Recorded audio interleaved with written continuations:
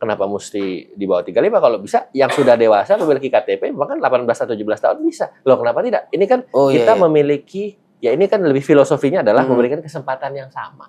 Memiliki kesempatan yang sama untuk kepada siapapun. Tapi kalau umur 18 nanti ini Mas, pengalamannya baru ketua OSIS bahaya juga ini. Walaupun setiap orang nanti anggaplah progresif banget bisa mencalonkan diri kan, tapi kendalinya tetap ada di partai politik. Betul. Kalau dari Partai Golkar sendiri sebetulnya melihat apa gitu dari Mas Gibran ini? Karena kalau tadi kita bicara ketua OSIS gitu kan, Pak Erlangga pengalamannya jauh lebih panjang.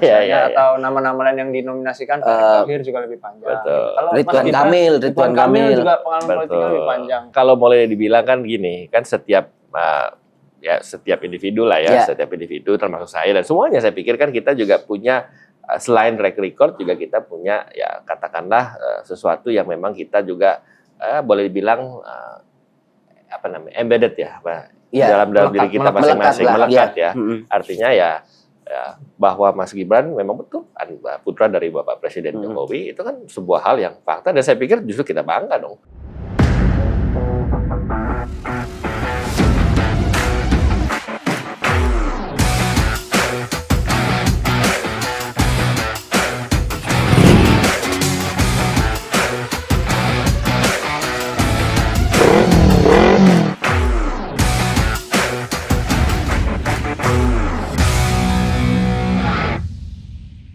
Sahabat Kompas.com, bertemu lagi bersama saya Tatang Guritno dan rekan saya Vittorio. Kita bertemu lagi di acara Kelas Wahid Kompas.com, Gaspol, ngobrol gas pasti nampol. Kita sudah bersama narasumber kita Pak Jerry Sambuaga. Selamat pagi Pak Jerry. Pagi. Kayak kalau Pak Ketuaan ya. Bang aja kali ya. Bang aja ya. Bang Jerry. Siap. Bang Jerry ini sebagai Ketua Umum AMPI. AMPI ya, ini salah satu organisasi paling progresifnya Golkar kayaknya ini. Jos sekali ini AMPI ini. AMPI ini apa di situ ya? Nanti ada di sini ya. Ada di sini. Ada di sini. Angkatan Muda Pembaruan Indonesia. Pembaruan Indonesia ya. Tapi kok nggak ada Golkarnya gitu malahan. Gitu. Di AMPI itu. Mas Jerry. Siap. Jadi gini. Waduh, ini menarik ya kalau kita bicara soal organisasi kepemudaan juga tentunya generasi muda pada umumnya ya. Jadi AMPI itu Angkatan Muda Pembaharuan Indonesia adalah organisasi kemasyarakatan kepemudaan ya yang didirikan oleh Partai Golkar. Jadi itu sudah berdiri semenjak tahun 1978. Dan memang itu sudah lama.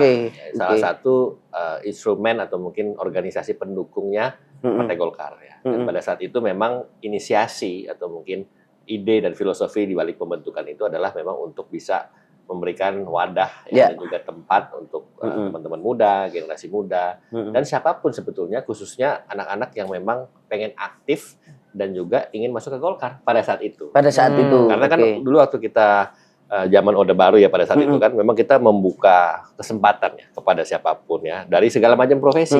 Misalnya dari profesi-profesi buruh ya, profesi-profesi seniman, profesi artis ya, politisi, aktivis sampai juga ke pemuda. Dan pada saat itu AMPI khusus sengaja untuk dibuat untuk merekrut ya dan juga menampung, memberikan wadah bagi anak-anak muda yang pengen aktif di Partai Golkar.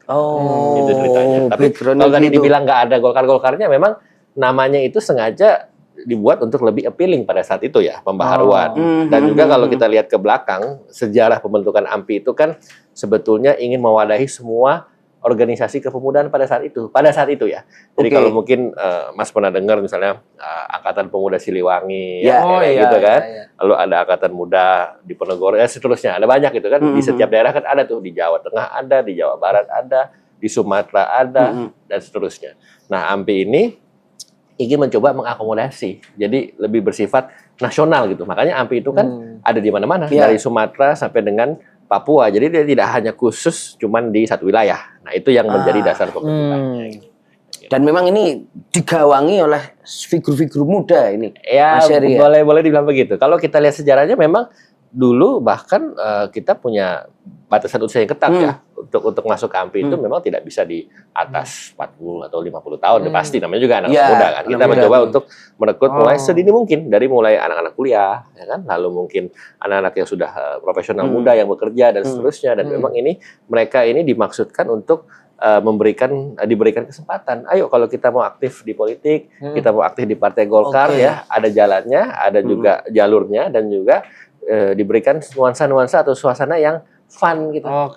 Apalagi sekarang ya kan. Nah, sekarang kebetulan ini yang mungkin kita bisa bicara banyak. Ini yang menarik ini. Jadi ada batas usianya emang Bang ya? Kalau di sekarang di zaman kepemimpinan saya, kita menetapkan itu di maksimal pada saat terpilih dan juga dilantik sebagai pengurus itu 45 tahun. 45 tahun. 45 tahun. Berarti kalau 36 tahun dan jadi wali kota Solo bisa lah.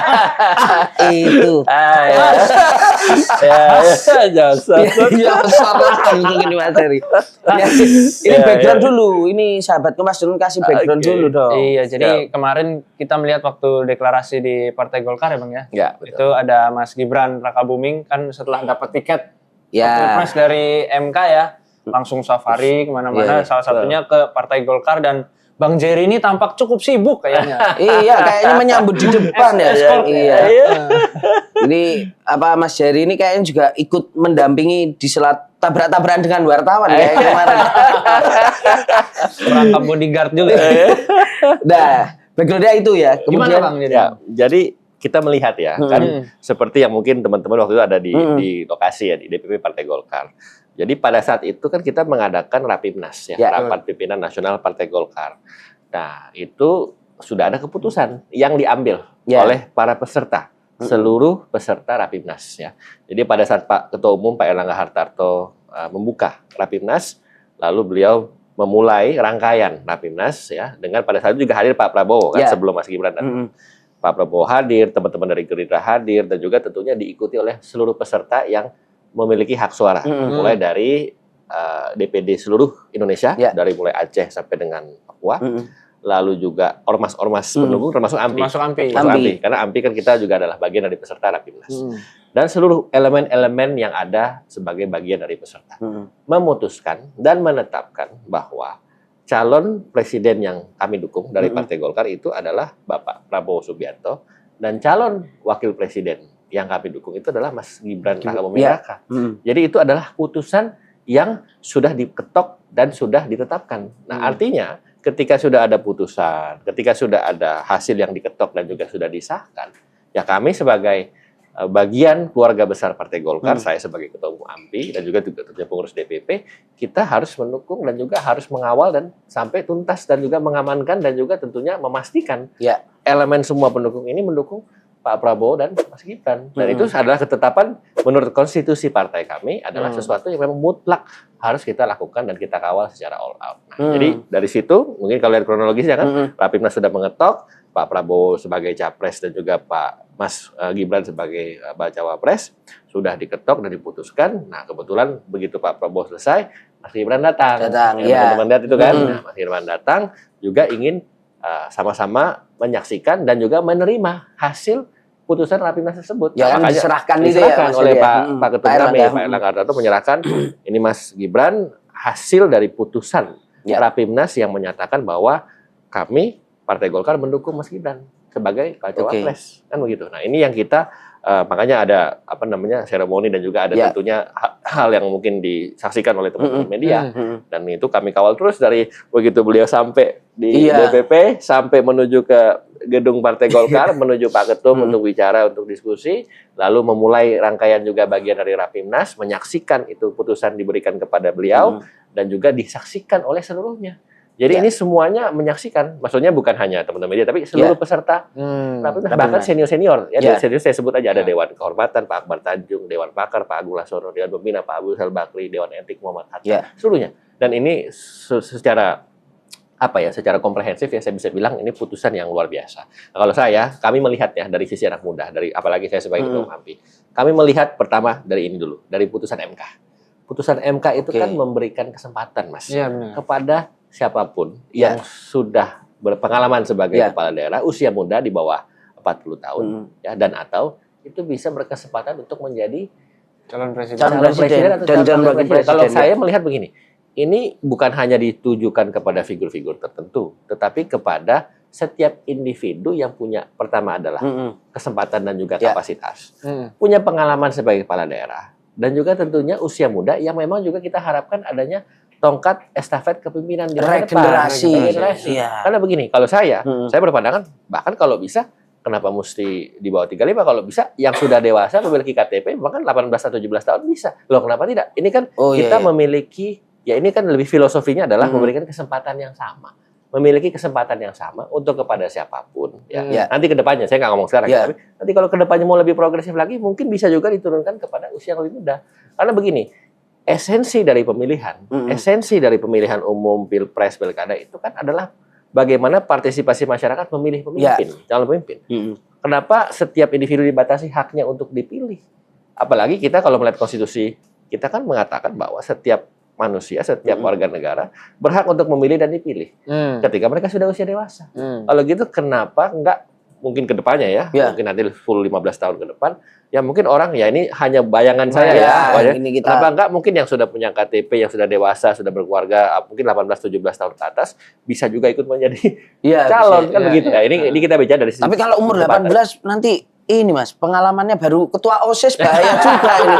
Nah, itu. Iya. Ini yang ingin saya sampaikan. Inilah justru ini kita ingin memberikan kesempatan kepada para pemilih untuk bisa juga menggunakan hak pilihnya dengan baik. Karena begini, kita juga ingin memberikan kesempatan kepada masyarakat supaya mereka juga bisa menggunakan rasionalisasinya, menggunakan rasionya untuk saya mau pilih karena saya tahu dia itu punya pengalaman. Saya pilih karena saya tahu dia punya track record, ya. Saya pilih karena saya tahu dia punya kapasitas dan segalanya. Jadi nggak cuma sekedar berdasarkan likability gitu. Ini jadi kan kita juga kasih kesempatan gitu kan kepada para pemilih, kepada para partisipan, ya kepada masyarakat umum supaya mereka juga nggak asal pilih. Nah, ini jadi kan dua sisi nih. Kita kasih kesempatan kepada calonnya, tapi kita juga kasih kesempatan kepada masyarakatnya untuk menggunakan menggunakan segala macam yang mereka pertimbangkan dan mereka sadari dan mereka juga pikirkan untuk memilih calon yang tepat. Belum tentu lebih muda, tentu kalah kualitas. Belum tentu. Iya. Belum tentu. Ini tadi agak suzon ya. Dia MK itu bukan buat Gibran itu. Buat ente. Anak muda.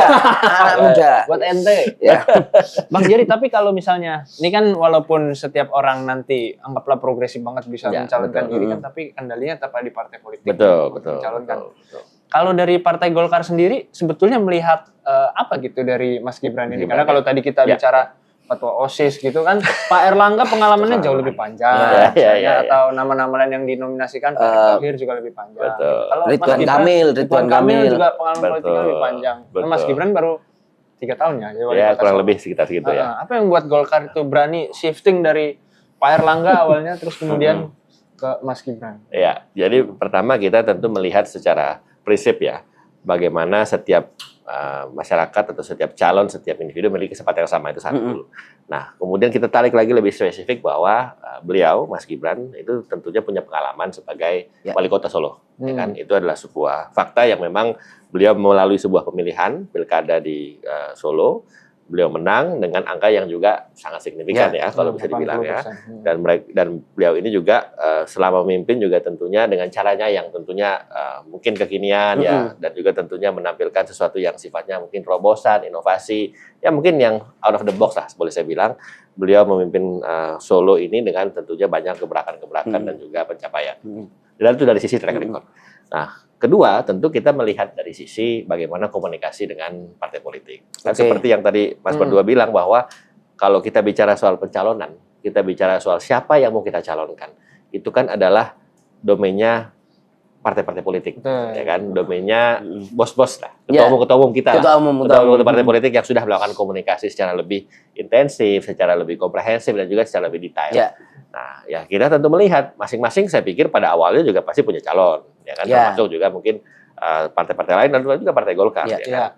Tapi kan kita juga harus melihat secara secara seksama dinamika politik yang terjadi, ya. Lalu juga mungkin survei-survei yang selama ini juga digelar oleh berbagai macam lembaga survei, ya. Lalu juga mungkin koordinasi juga sesama partai politik untuk menemukan calon yang bisa mengakomodasi semua. Itu kan diperhitungkan. Jadi kita tidak bisa serta-merta selalu mengusung apa yang misalnya contoh apa yang mungkin partai A getol usung si A, partai B usung si B, kan nggak bisa selalu mereka dapatkan apa yang mereka inginkan. Karena kan pertama itu tadi balik ke komunikasi dan juga pada temuan-temuan atau mungkin observasi atau assessment dari lembaga survei, kan itu juga kami harus hitung. Karena begini, yang namanya pemilihan, yang namanya kontestasi elektoral itu kan sudah harus pasti, apalagi dengan pemilihan langsung seperti sekarang, sudah harus pasti juga melihat aspirasi yang berkembang di masyarakat. Masyarakat maunya seperti apa? Masyarakat kira-kira milihnya siapa? Tingkat popularitasnya bagaimana? Tingkat akseptabilitasnya gimana? Tingkat elektabilitasnya gimana? Jadi ini semua kita bicarakan semua. Dan tidak hanya dari Partai Golkar, tetapi juga dari partai koalisi. Partai koalisi kita kan dengan Gerindra, ya kan? Tim kita kan, dengan PAN dan juga dengan Partai Gelora dan seterusnya. Ini semua yang kita juga musyawarah dan juga tentunya para ketua umum kami juga sudah melakukan assessment yang terbaik lah.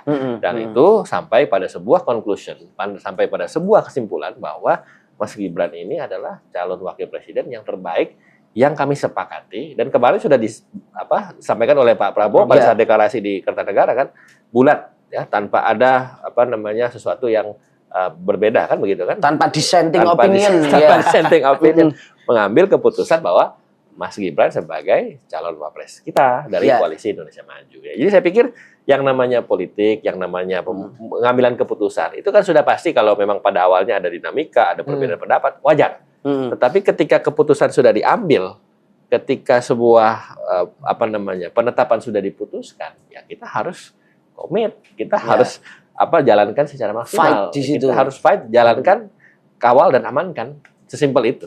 Tapi faktor bahwa dia adalah anak Pak Jokowi itu juga jadi pertimbangan ya? Nggak disebut loh Mas Heri tadi barusan.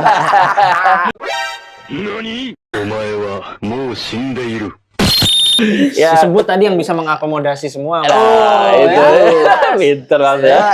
Ente kurang. Jadi nggak dijawab ini. Aduh, ente diketawain itu. Iya. Tapi itu masuk, Mas. Ya, kalau boleh dibilang kan gini, kan setiap individu lah ya, setiap individu termasuk saya dan semuanya, saya pikir kan kita juga punya selain track record juga kita punya ya katakanlah sesuatu yang memang kita juga boleh dibilang embedded ya, dalam diri kita masing-masing, melekat ya. Artinya ya bahwa Mas Gibran memang betul putra dari Bapak Presiden Jokowi, itu kan sebuah hal yang fakta, dan saya pikir justru kita bangga dong. Ya kan? Artinya kan ini beliau adalah Presiden Pak Jokowi memiliki putra salah satunya Mas Gibran yang sudah melalui kontestasi elektoral. Jadi gini, yang ingin saya sampaikan pesannya begini, tidak semua juga bahwa misalnya bapaknya politisi, anaknya politisi langsung otomatis jadi, nggak semua seperti itu. Karena begini, karena dalam dunia politik ini kan kita melalui sebuah yang namanya pemilihan, mekanisme pemilihan, ya pilkada, pemilu, ya dan seterusnya.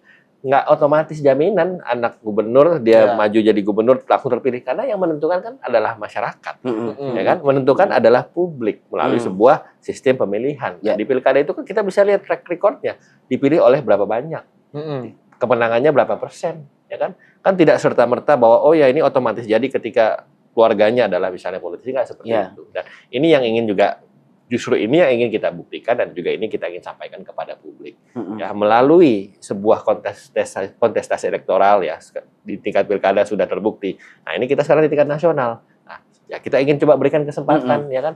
Bagaimana juga publik bisa melihat dan juga tentunya memahami ya bagaimana ya track record beliau, kapasitas beliau dan juga tentunya pengalaman beliau dan seterusnya ini bisa menjadikan salah satu juga aset untuk bisa maju dalam kontestasi sebagai calon wakil presiden. Dan ini saya pikir berlaku untuk kita semua. Jadi kebetulan saja mungkin Mas Gibran sekarang yang maju sebagai ditetapkan oleh koalisi sebagai calon wakil presiden. Tetapi kalau kita lihat secara Indonesia, secara nasional kan banyak ini. Mas ini juga kita sampaikan yang muda-muda. Makanya kemarin Pak Erlangga, Pak Ketum kami sempat menyampaikan under 40 yang kebetulan saya ya kan sebagai salah. Kalau dilihat di Golkar, kita tuh ada sekitar hampir mungkin 20 lebih kepala daerah atau wakil kepala daerah yang under 40 di bawah usia 40 tahun, yang juga mungkin keluarganya juga adalah keluarga politisi, ya kan, dan yang juga mungkin memiliki track record mungkin sebagai kepala daerah sebelumnya atau mungkin sebagai politisi muda, ya kan. Nah ini mereka kan juga punya kesempatan, dan ini sebetulnya kita menyambut baik putusan MK yang tadi saya bilang. Artinya gini Mas, kedepannya mungkin calon-calon kepala-kepala daerah muda ini kedepannya yang dari Partai Golkar juga bisa maju sebagai calon presiden. Kedepannya bisa maju sebagai calon wakil presiden. Dan justru inilah kita ingin memberikan pesan juga kepada publik bahwa kami Partai Golkar dan juga AMPI kita juga punya stok-stok kader yang potensial kedepannya nanti dalam pemilu mungkin 10 tahun, 15 tahun ke depan. Yang tentunya ini juga bisa mengisi mungkin katakanlah kekosongan mungkin politik anak muda atau estafet tokan kepemimpinan. Nah, ini yang sebetulnya filosofinya lebih daripada cuman kita ngomongin Pilpres pada tahun 2024. Ini lebih dari itu. Jadi saya pikir ini bisa memberikan presiden yang positif kepada negara kita dan bangsa kita ini untuk melihat bahwa ayo generasi muda itu juga bisa. Ketika diberikan kesempatan. Kan? Sebagai contoh, Presiden Soekarno waktu menjadi presiden itu kan usianya 44 tahun, ya kan? Masih muda lah kurang lebih ya. Lalu Muhammad Hatta juga demikian, lebih muda lagi, lebih muda setahun. Lalu Sultan Syahrir menjadi Perdana Menteri juga lebih muda, di bawah 40 tahun. Artinya ketika kita ada founding fathers kita yang juga sudah memberikan contoh bagaimana generasi muda juga bisa terlibat dalam katakanlah ya policy maker dalam kehidupan berbangsa bernegara.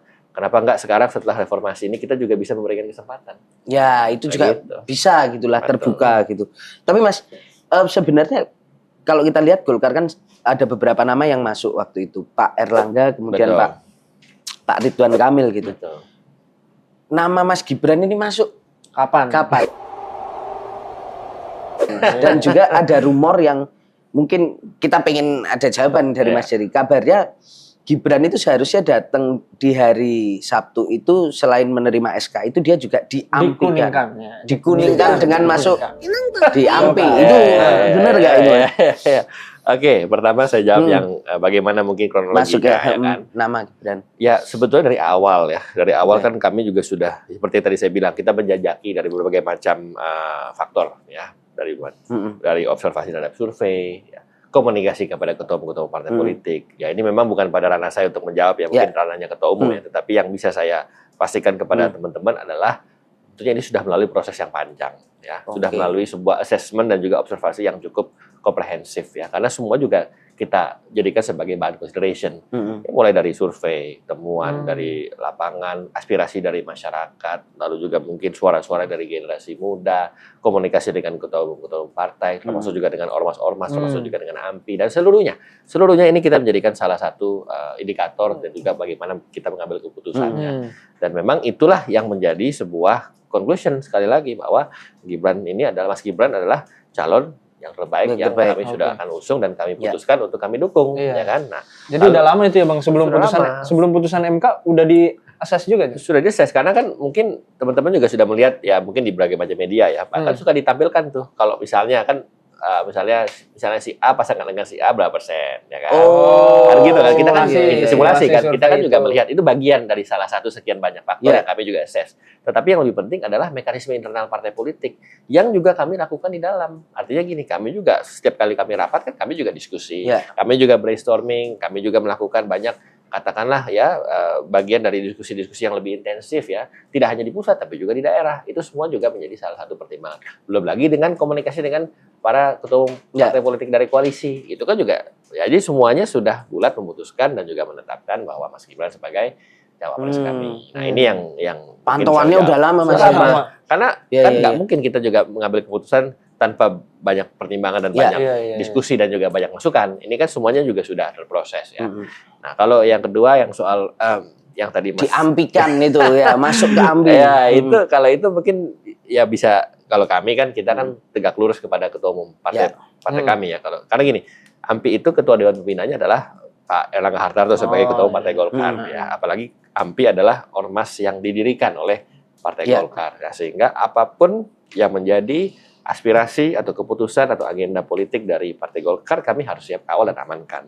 Nah, terkait apakah nanti mungkin ada wacana atau mungkin ada rencana ya, misalnya nanti mungkin kedepannya Mas Gibran mau masuk Golkar atau mungkin AMPI dan sebagainya, ya itu kami serahkan kembali kepada Bapak Ketua Umum dan juga kepada Mas Gibran ya. Tapi sampai hari ini belum Mas Jerry? Sampai hari ini saya cuma bisa katakan ya komunikasi pasti sudah ada, ya kan? Tetapi kan mengenai putusan itu kan nanti kita kembalikan kepada putusan tersebut ya kepada Pak Ketua Umum dan juga tentunya Mas Gibran ya, bagaimana komunikasi itu dibangun. Tetapi intinya yang ingin saya sampaikan adalah ini lebih lebih fenomenal dari sekedar bagaimana masuk calon lewat siapa dan gimana, bukan cuma soal itu, tapi yang saya ingin sampaikan adalah bagaimana sekali lagi kesempatan itu diberikan kepada generasi muda. Dan AMPI melihat hal itu sebagai hal yang sangat positif. Karena kita ingin juga memberikan bukti juga kepada publik ya, ketika generasi muda diberikan kesempatan, itu kami yakin kok bahwa generasi muda juga entitled atau memiliki tanggung jawab moral juga untuk bisa membuktikan kepada publik bahwa generasi muda juga mampu selama diberikan kesempatan dan juga diberikan tentunya ya dalam sebuah koridor yang sesuai dan kondusif dengan tentunya dengan peraturan-peraturan yang memang melandasi seperti putusan MK tersebut. Ini kan putusan hukum ya kan? Dan juga tentunya dengan turunannya yang juga memastikan, yang mengkondisikan bahwa ternyata generasi muda bisa. Nah, jadi sekali lagi saya melihatnya ini adalah sesuatu hal yang positif. Kami AMPI, Angkatan Muda Pemuda Indonesia melihat ini sesuatu yang bagus ya, potensial. Ya. Kenapa tidak? Ya orang generasi muda diberikan kesempatan, ya kami sebagai ormas pemuda ya tentunya senang dan bangga dong. Apalagi ketika cawapres full kami support. full support, maksimal dan kawal dan amankan. Apalagi ketika bakal cawapresnya gabung sekalian. Itu dalam komunikasi gitu gimana Bang? Apa yang dibicarakan Bang? Tentu kalau dalam komunikasi ya kita lakukan lah apapun ya. Kan tidak cuma soal pencalonan ya sebenarnya kan komunikasi apapun kan kami lakukan dengan setiap pihak ya. Maksudnya gini ya, komunikasi yang katakanlah konsolidasi untuk kemenangan ya, untuk untuk kita nanti mungkin ke depannya kita akan maksimal turun ke daerah semuanya untuk memenangkan capres dan cawapres kami. Semua kita lakukan. Jadi tidak hanya sebatas eksklusif hanya kepada soal siapa masuk siapa gitu ya, siapa masuk mana enggak seperti itu. Jadi kita komunikasinya intensif, kita continue, kita sustainable, ya kita selalu melakukan komunikasi yang intensif. Nah, Mas Jerry, ini tadi ada pertanyaan titipan. Kenapa sebenarnya seorang Gibran ini harus maju sekarang? Gitu. Katakanlah kan, tadi kalau kita bahas soal banyak yang tersebar di luar kan adalah soal politik dinasti dan lain sebagainya. Salah satu yang jadi variabel atau pembahasan adalah karena Mas Gibran dianggap dia akan nyalon nih ketika bapaknya masih jadi presiden. Takutnya akan ada tumpang tindih lah kepentingan di situ.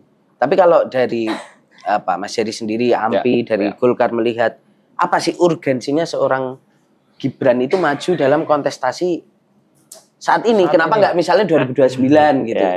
Itu kenapa itu Mas? Ya, saya pikir kalau kita bicara dari cycle election ya setiap 5 tahun sekali, kapanpun sebetulnya kan bisa. Malah saya ingin balik bertanya. Ya kalau sekarang kenapa menjadi masalah kan gitu? Benar. Kalau 5 tahun lagi juga kenapa jadi masalah? Tapi kenapa kalau sekarang jadi masalah kan gitu? Nah kalau kita melihat esensi dari cycle election tersebut, anytime sebetulnya kapanpun bisa.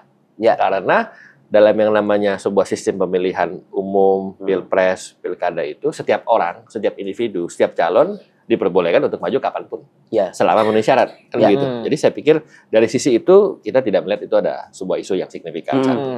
Kedua, ya kita juga ingin memastikan ya bahwa yang namanya pemilihan tadi kan Mas sempat singgung soal politik dinasti, ya kan.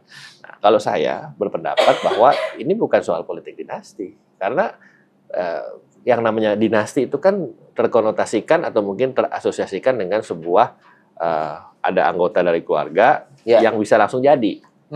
Tanpa pemilihan. Tanpa pemilihan. Term dari dinasti itu atau terminologi atau nomenklatur dinasti itu kan lahir dari sebuah konsep di mana ada sistem kerajaan, ya kan, sistem mungkin monarki, yang mungkin bapaknya itu adalah raja, diturunkan kepada anaknya dan keturunannya seterusnya. Tapi kalau ini kan enggak, ini kan melalui sebuah sekali lagi mekanisme pemilihan, ya kan, kontestasi elektoral, yang memilih langsung adalah masyarakat. Nah ini kan nggak bisa dibuat-buat, nggak bisa direkayasa gitu kan. Ini masyarakat langsung yang milih, apalagi pilpres yang milih mungkin berapa? Hampir 200 juta. 200 juta masyarakat, gimana caranya kita memastikan ketika misalnya ini anak si A, ini anak si B langsung jadi, kan nggak bisa kayak gitu. Ini kan kita kembalikan kepada masyarakat yang memilih. Nah artinya ini adalah tentunya sebuah fenomena yang kita harus sikapi secara lebih komprehensif pemikirannya. Jadi lebih menurut saya lebih kritikal, lebih open minded bahwa melihat ini tidak serta-merta langsung mungkin dicap dinasti, tidak seperti itu. Oke. Jadi ini lebih kepada bagian dari kontestasi pemilihan yang masyarakat memberikan hak pilihnya yang si calon juga harus berkampanye, harus bersosialisasi, harus melakukan pendekatan kepada masyarakat, harus turun langsung dan sebagainya, dan harus kerja keras, ya kan? Gimana kita bisa pastikan cuma duduk diam aja terus tiba-tiba nggak bisa seperti itu. Beda kalau misalnya di kerajaan, dia nggak usah ngapa-ngapain, ya udah pasti seperti itu karena sistemnya memperbolehkan seperti itu. Putra mahkota langsung mahkota. dipilih. Nah, kalau ini kan tidak. Jadi kan melalui sekali lagi, itulah esensi dan inti dari demokrasi dan sistem pemilihan yang kita anut. Jadi saya yakin justru ini juga memberikan pencerahan kepada publik ya.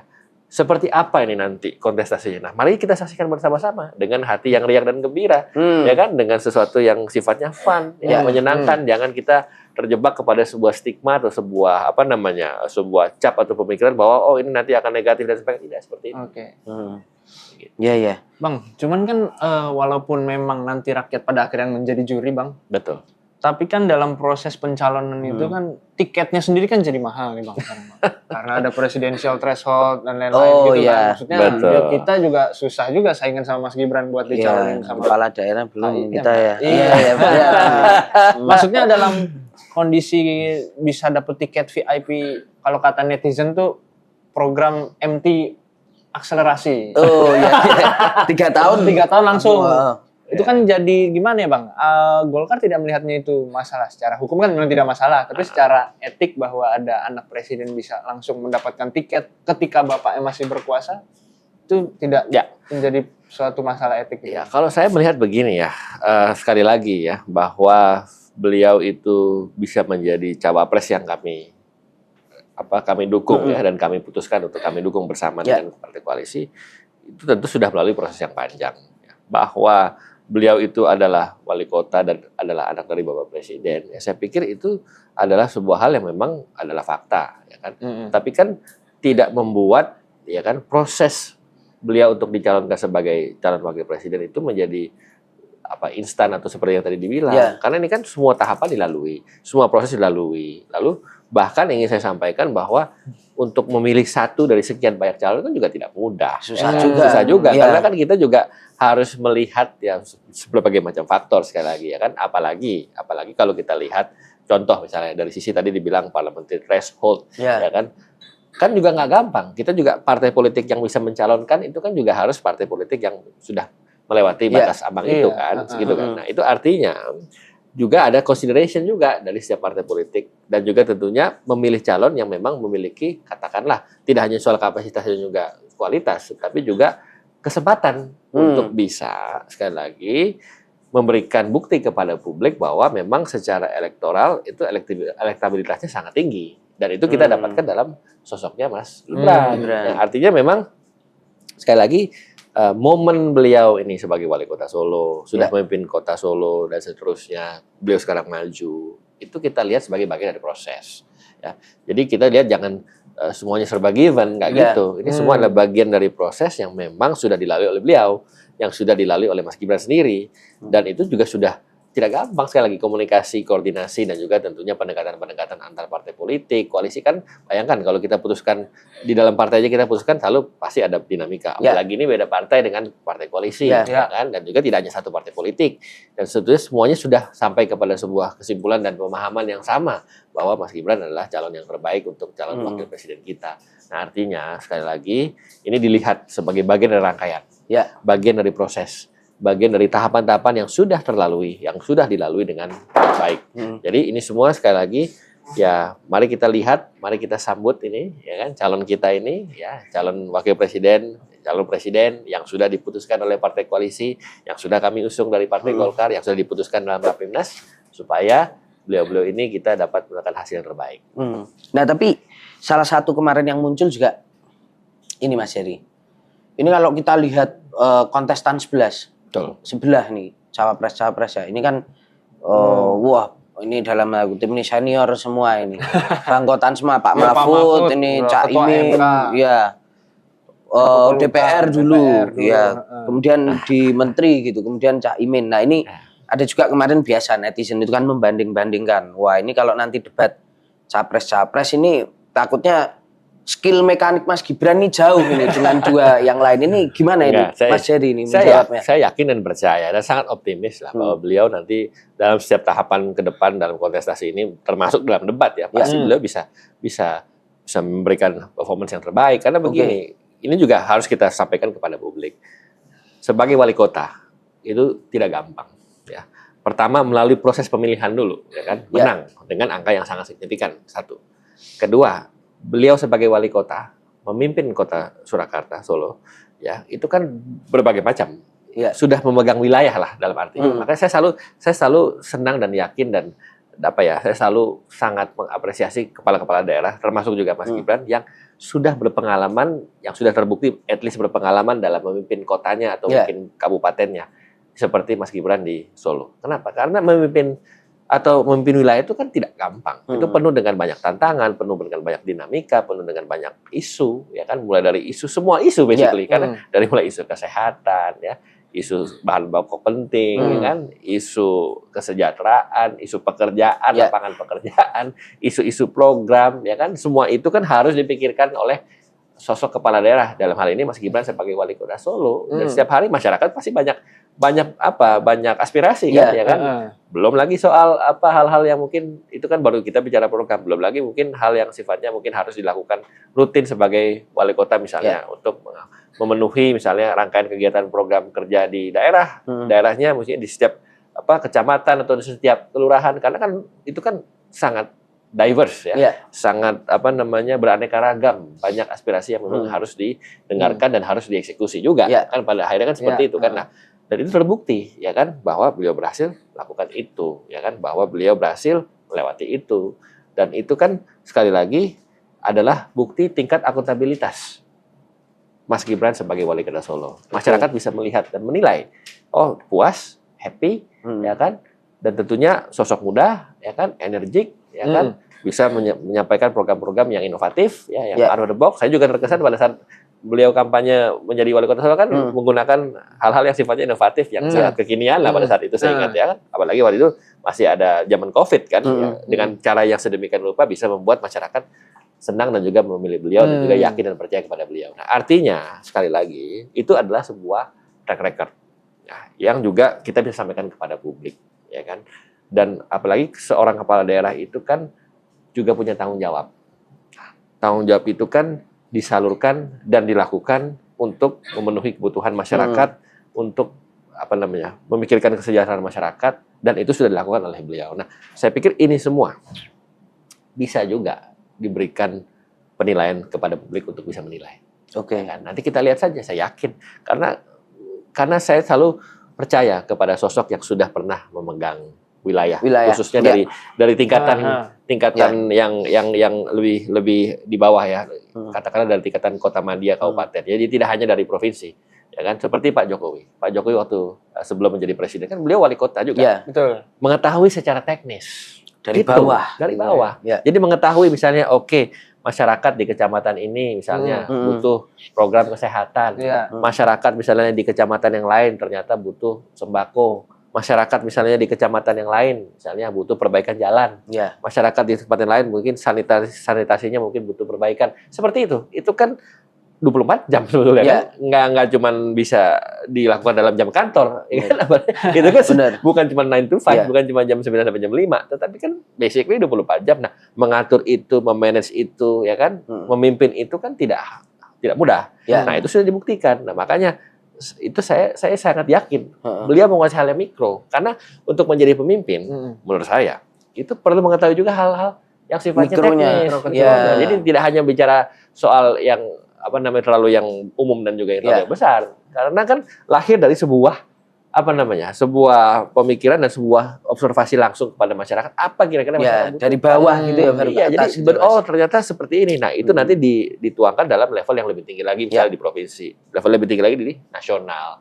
Mas Gibran sudah membuktikan itu. Nah sangat serasi dengan Pak Prabowo selama ini kan kan dalam konsep gagasan yang umum yang besar di nasional kan beliau sebagai menteri ya kan juga beliau juga dari bawah geopolitik juga geopolitik juga memahami Dan beliau juga sebenarnya dari bawah kan, dari TNI kan, Ya. dari prajurit sampai juga dengan jadi legend dan seterusnya menjadi menteri pertahanan dan juga sudah melalui kontestasi beberapa kali pilpres. Ya beliau juga jadi saya pikir ini kombinasi yang sangat pas. Yang sangat mengerti secara umum ya, secara besar, tapi juga diimbangi dengan sosok yang mengerti teknis, yang mengerti langsung turun ke masyarakat, belusukan langsung kepada masyarakat, kepada kecamatan, kelurahan, bahkan mungkin di tingkat RT RW yang langsung mendengar aduan, menyikapinya, menginterpretasinya dan memfollow up dalam bentuk program. Saya pikir itu kombinasi yang sangat pas. Mungkin Mas Jari ini juga mau menyampaikan bahwa dari 3 cawapres ini hanya Mas Gibran yang udah pernah jadi kepala daerah ya. Ya, saya pikir Yang lain belum kan. Ya, kalau di calon lain kan Mas Ganjar kan sudah ya, maksudnya tapi capresnya kan. Ya, ini kalau di cawapresnya boleh dilihat Cak Imin belum pernah menjadi kepala daerah. Walaupun sudah pernah menjadi menteri, wakil ketua DPR ya. Lalu dari itu Pak Mahfud ya belum pernah menjadi kepala daerah, tapi sudah menjadi menteri berkali-kali kan. Ya, dalam konteks nasional ya sudah lihat lah, sudah bisa dilihat kan. Tetapi kita juga lihat Mas Gibran ini ya ini sesuatu yang ditawarkan itu sesuatu yang selain unik tetapi juga konkret menurut saya. Konkret dalam level dalam konteks bagaimana beliau bisa melihat secara langsung. Ya, karena sekali lagi ini kan soal administrasi, ini kan soal penataan kebijakan, ini kan soal bagaimana kita mengadministrasikan keadilan sosial. Bagaimana semuanya itu bisa dilakukan dalam bentuk program yang programnya itu harus based on keadaan real di masyarakat. Kan begitu. Kan itulah bedanya menurut saya, bedanya pemimpin ya yang mengerti teknis dan yang tidak. Karena pemimpin yang mengerti teknis dan mengerti lapangan, setiap program dan setiap kebijakannya itu harus berdasarkan temuan langsung. Jadi nggak bisa kita cuma nunggu laporan. Jadi harus seperti apa. Nah itulah yang ada dalam sosok wali kota Mas Gibran. Karena beliau turun langsung. Itu yang penting. Ya kan? Dan itu nanti akan diterjemahkan dalam level yang lebih tinggi, dalam skop yang lebih besar, dalam konsep nasional yang tentunya nanti akan bersama-sama dengan Pak Prabowo yang sudah juga mengerti secara nasional. Jadi saya pikir kombinasi yang sangat tepat. Seru ini ya. Seru. Ya kan? Siap. Karena saya selalu percaya bahwa kepala daerah itu adalah signifikan. Kenapa? Karena kepala-kepala daerah itu mengerti lapangan. Dan dia itu dipilih oleh masyarakat, seorang kepala daerah. Jadi kalau misalnya program yang tidak terbukti untuk memberikan katakanlah kesejahteraan untuk masyarakat, pada nanti election berikutnya bisa nggak dipilih. Itu kan ada akuntabilitas di situ. Nah itu esensi dari demokrasi kan, esensi dari pemilihan. Nah, makanya kalau di negara-negara kayak seperti Amerika Serikat, banyak mayoritas yang menjadi presiden itu kan mantan-mantan gubernur, mantan-mantan mungkin kepala daerah ya. Mantan-mantan mungkin wali kota atau mungkin setingkat bupati. Kalau di sana kan negara federal ya, seorang gubernur memiliki wewenang yang mungkin lebih luas seperti kayak wali kota di sini ya, sampai seperti bupati di sini di Indonesia. Nah, artinya kenapa? Karena dianggap mereka mengerti wilayah, mereka mengerti masyarakatnya, mereka mengerti tuntutan dan aspirasi dari masyarakatnya. Dan dalam hal ini saya sangat yakin dan sangat optimis dan sangat percaya bahwa Mas Gibran itu bisa mendeliver itu semua. Nah, kalau kita lihat politisi muda Golkar itu kan selain Mas Jari ada Mas Dito juga, Menpora. Yang kemarin kayaknya itu saya lihat juga, saya amati itu seksi sibuk itu kedatangannya dia pergi terus kembali, anak-anak udah melihat ini sinyal kayaknya Gibran mau datang, nggak lama. Nah ini sebenarnya benar nggak sih Mas, kalau Mas Jari dan juga Mas Dito ini termasuk 2 figur yang membantu Mas Gibran ini kemudian mau untuk dipasangkan dengan Pak Prabowo dan nanti harapannya boleh nih gabung sama Golkar nih dari 2 figur ini gitu. Ya, saya pikir kita semua lah ya, kita semua di Golkar ini kan tapi yang lain tua-tua Mas, ngobrolnya agak susah kan. Iya, saya pikir di Golkar ya tentu kita bergerak tentunya atas dasar perintah ketua umum. Ketua umum kami yang adalah Pak Erlangga Hartarto yang memberikan kesempatan kepada anak-anak muda untuk berkarya kan seperti itu. Tetapi ini semua kerja bareng-bareng ya, tidak hanya 1-2 orang ya, tapi semuanya ini terlibat untuk memastikan apa yang terbaik untuk Partai Golkar, termasuk untuk memutuskan Mas Gibran sebagai cawapres kami kan begitu. Jadi ingin saya sampaikan bahwa ini semua kerja kolektif, kerja yang tentunya mendapatkan arahan dari Bapak Ketua Umum kami, Pak Erlangga, dan kami bisa pastikan bahwa semua yang muda itu tentunya kita sama-sama kita rangkul, sama-sama kita libatkan ya. Kan seperti yang kemarin mungkin Mas sempat saksikan, nggak cuman beberapa figur ya, tapi kan ada juga misalnya Bupati Kendal Mas Diko, lalu ada Bupati Tuban Mas Hendra, ada Bupati Bintan, Mas Robi, lalu ada anggota DPR muda seperti Putri Komarudin, lalu juga Mbak Alin, banyak. Jadi kalau kita data sebenarnya tadi saya bilang kepala daerah mungkin sekitar 20, anggota DPR RI yang muda di bawah 40 tahun mungkin ada sekitar berapa orang ya.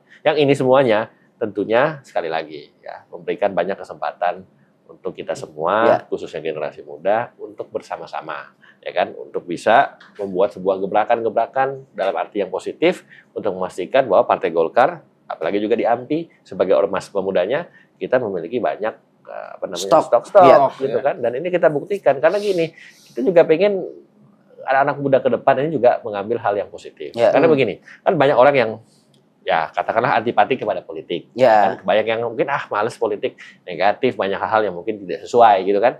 Tapi saya katakan begini, namanya politik itu kan adalah sebuah kepentingan. Nah, kalau orang yang ingin memperjuangkan kepentingan tidak masuk, gimana kita memperjuangkan kepentingan tersebut? Itu satu. Kedua, banyak orang bilang ngapain masuk, nanti jadi negatif loh. Justru kita yang merasa kita ini bisa memberikan positif harus masuk, kalau enggak akan nanti terus negatif. Sistem akan gitu terus gitu. Karena kan politik dari dalam. Karena kan politik itu kan nggak bisa sendiri. Politik itu kan kolektif, ya kan? Nggak bisa satu orang itu langsung membuat sebuah gebrakan, nggak bisa. Jadi harus banyak dikelilingi dan juga ada banyak juga yang masuk bersama-sama untuk memberikan aura positif. Nah, oleh karena itu, saya sarankan kepada generasi muda, kalau memang ingin buat sebuah perubahan, ya mungkin terdengar klise atau klasik, tapi memang begitu kenyataannya. Karena ini kan sekali lagi, ya yang namanya politik itu kan tidak kerja sendiri. Kolektif ya. Kan katakanlah contoh di DPR RI ada 575 atau sekarang 580 nanti ke depannya. Ya kalau yang anak-anak muda cuma 1 atau 2 atau mungkin 10 ya. 10 itu lawan yang agak susah. Kan begitu kan. Nah, tapi kalau semakin banyak masuk, saya tidak katakan itu pasti langsung otomatis bisa berubah, tapi paling tidak minimal bisa memberikan atau mewarnai ya sebuah proses pengambilan keputusan dengan dikelilingi oleh mungkin katakanlah yang mungkin lebih progresif dan seterusnya. Nah, makanya itu konsepnya. Jadi esensi ya, karena saya S1, S2, S3 kan ambil politik. Jadi saya belajar betul demokrasi kan. Esensi dari politik, esensi dari demokrasi itulah kepentingan dan juga pemilihan dalam sebuah kontestasi elektoral dan partisipasi publik. Nah, gimana caranya kita bisa membuat sebuah hal yang lebih positif ketika partisipasi publik kurang? Nah, kan begitu kan? Partisipasi publik dalam banyak hal, tidak cuma dari menjadi anggota DPR atau menjadi kepala daerah, tetapi juga mungkin menjadi LSM, menjadi demonstran. Banyak hal, banyak jalurnya. Tetapi akan lebih maksimal ketika dia ada dalam sistem.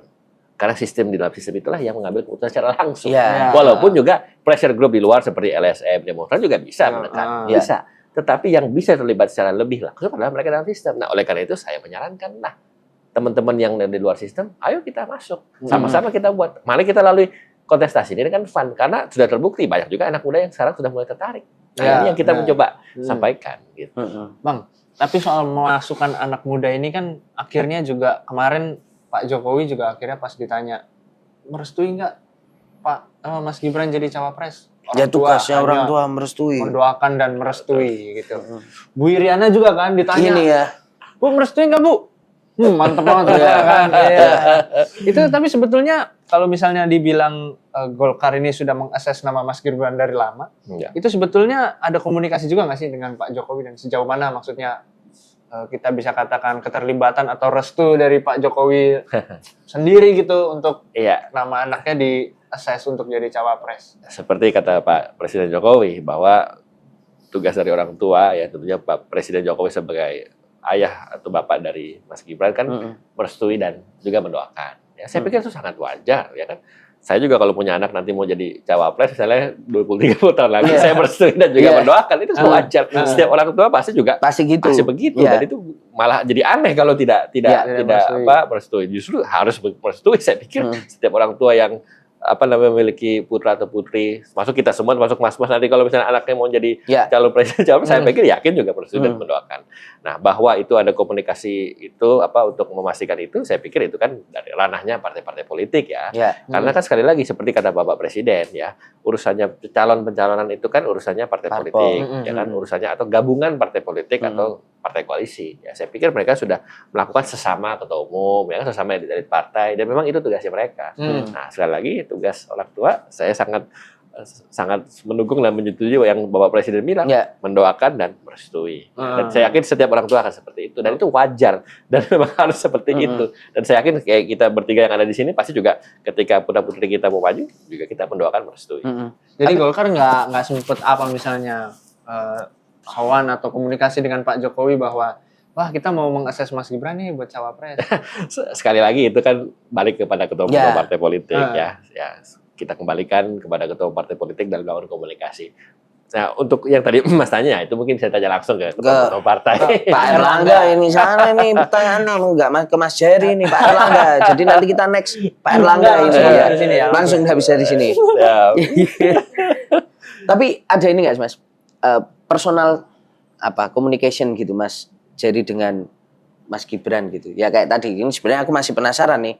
Karena aku nggak yakin juga kalau Mas Jerry nggak ada komunikasi sebagai sama-sama tokoh muda nih ke Mas Gibran ngopi bareng gitu, ngobrol. Sebenarnya apa sih yang ada di pikirannya dia gitu. Karena kalau kita lihat kemarin, nggak bisa bohong juga Mas Jerry salah satu yang paling menyambut kemarin. Nempel. Nah itu sebenarnya ada momen itu nggak sih Mas? Ya sebetulnya sebelum beliau menjadi wakil presiden yang diputuskan oleh Partai Golkar ya, saya dengan beliau dengan Mas Gibran sudah berapa kali sempat ketemu ya dalam beberapa event ya. Waktu saya sempat kunjungan kerja ke Solo ya sama-sama dengan beliau juga sebagai wali kota Solo ya, kami waktu itu kalau tidak salah kegiatan-kegiatan UMKM dan juga beberapa acara seperti seminar yang ada di kota Solo yang kita banyak kerjasama juga dengan Kementerian Perdagangan pada saat itu saya sudah perdagangan.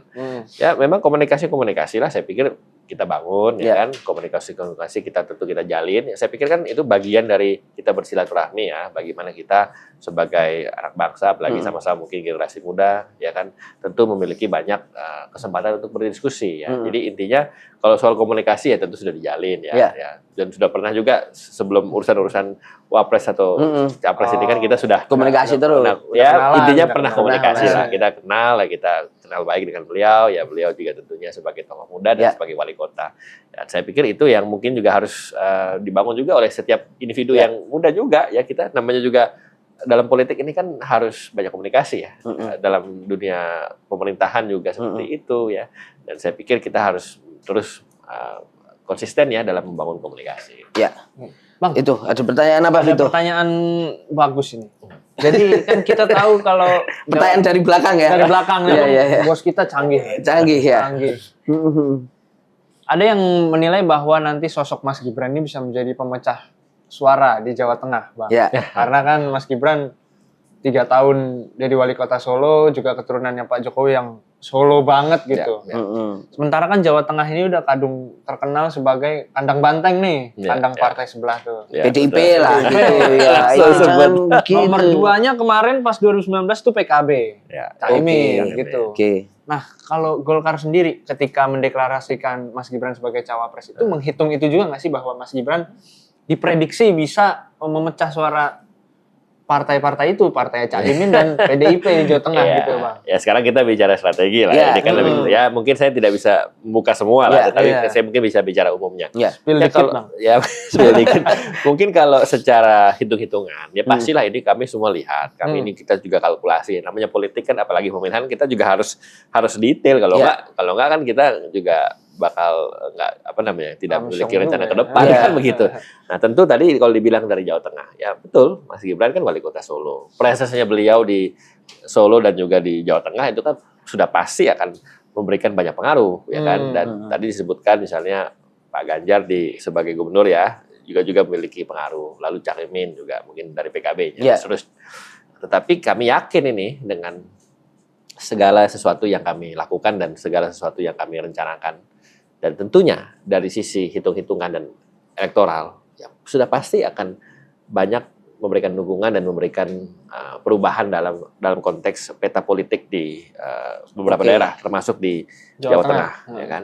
Ya pasti dong. Karena kenapa? Beliau adalah wali kota Solo, ya kan sudah pasti.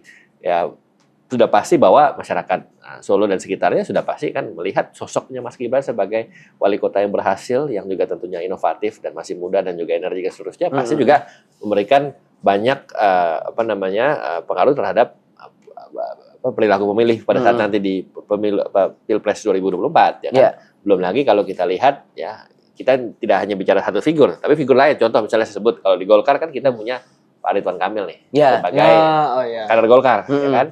Wakil ketua umum Partai Golkar dia. Di Jawa Barat juga pasti berpengaruh, kan nggak mungkin tidak. Dominan. Iya kan. Lalu juga Pak Dekarwo, mantan Gubernur Jawa Timur, ya. Itu juga sudah pasti memiliki influence. Kan kayak begitu kan memang kita juga harus petakan dan kita harus lihat dalam sebuah hal yang strategis ya. Dan saya yakin itu juga akan mempengaruhi konstelasi ya dengan dengan pencalonan ini dan juga tokoh-tokoh ini yang sangat yakin juga akan mereka turun langsung. Pasti tidak cuma capres dan cawapres yang turun, tapi kita semua termasuk saya juga akan kita bergerak ke wilayah-wilayah. Kita akan bergerak ke daerah-daerah, termasuk ke kampung saya di Sulawesi Utara. Kita akan maksimal, apalagi saya nanti kan maju sebagai calon DPR RI ya. Kita juga pasti juga akan sudah pasti tugas kita semua itu sebagai kader kan. Aku ambil khusus di Jawa Tengahnya ini kayaknya Mas Gibran bisa lah ini. Ya, saya yakin, saya sangat yakin karena itu tadi sebagai kepala daerah beliau memiliki pengaruh. Pasti itu. Siap. Apa itu, Vito? Aku terus ini. Itu ada lagi tuh. Tulisannya agak kurang terbaca ya. Iya. Oh, juru kampanye. Iya. Nah, itu menarik untuk melihat juru kampanye Golkar nih. Gimana maksudnya ya? Iya. Aku juga bingung, cuman kasih judul. Oh, jadi juru kampanye Golkar, Mas Gibran. Oh ya, itu gimana, Mas? Jadi apakah benar itu? Tapi kan belum dikuningkan. Ini gimana? Gimana mau kampanye? Nah, itu sekali lagi kalau kita bicara jurkam, itu kan yang memutuskan partai. Kan? Jadi nanti kan akan diputuskan setelah melalui banyak assessment lah pastinya kan. Nah, kami tunggu saja. Kita lihat saja, kita tunggu aja arahan Pak Ketua Umum, ya kan. Ketika sudah diputuskan nanti seperti apa ya kita jalankan. Mas, tapi nggak pengen mengkuningkan Mas Gibran gitu loh. Karena kan udah ada partai adiknya Mas Gibran udah sini aja bang. Golkar loh pendulang suara kedua loh, terbesar di pemilu kemarin kan. Nggak sayang apa kalau nggak dikuningkan? Iya, saya cuma bisa sampaikan sekarang pada saat ini ya. Pertama, betul tadi bilang Partai Golkar adalah partai terbesar kedua di parlemen, di parlemen DPR RI. Partai yang senior, sudah berpengalaman. Dan di saat yang sama, selain berpengalaman senior, tapi juga sekaligus banyak memberikan kesempatan untuk anak muda. Terbukti, banyak kepala daerah, banyak anggota DPR RI, provinsi, kabupaten, kota yang muda. Nah, itu artinya Partai Golkar itu memiliki concern dan juga atensi yang khusus kepada generasi muda, karena percaya bahwa generasi muda juga bisa membuat sebuah gebrakan dan sebuah inovasi dan tentunya memberikan banyak hal yang positif untuk bangsa negara. Nah, kalau dari AMPI jelas, apalagi AMPI kan yang namanya ormas kepemudaan kemasyarakatan yang didirikan Partai Golkar, aspirasi kita ke Partai Golkar, dan tentunya kita juga menyambut baik nih ketika ada generasi muda. Makanya saya ditanya oleh teman-teman dia pada saat Mas Gibran diputuskan di Rapimnas, AMPI gimana? Wah, AMPI kita sangat pendukung dong. Kita sangat senang, sangat appreciate putusan tersebut dan kita akan kawal maksimal. Kenapa? Karena kita sebagai organisasi pemuda, ya kita bangga ketika ada anak muda, wali kota, memiliki prestasi, memiliki jabatan, mengelola daerah, pemerintahan dan seterusnya, dicalonkan sebagai calon wapres, ya kita harus. Apalagi diputuskan dalam Rapimnas Partai Golkar, wah sudah itu sesuatu yang mutlak kita harus all out. Berarti ini tinggal. Ya ini intinya kan ini agak panjang jawabannya. Intinya adalah ayo Mas Gibran bergabung dengan AMPI. Kayaknya gitu. Itu yang bilang Mas ya. Itu yang bilang Mas. Ini saran dari Mas ya. Itu bisa dilihat dulu. Nah Mas, melihat potensi ini mungkin pertanyaan terakhir ya. Itu ya. Oh, masih ada. Ada satu lagi ya. Coba Mbak dibukain contekannya tuh. Iya dong. Ini soal sebenarnya kita ingin melihat ke depan Mas. Karena kita lihat sekarang kita nggak bisa menafikan bahwa Mas Gibran ini masih menjadi kader PDIP gitu. At least PDIP belum mengeluarkan statement lah ya. Nah kemudian ketika misalnya akhirnya mendaftar nih ke KPU sebagai cawapresnya Pak Prabowo gitu.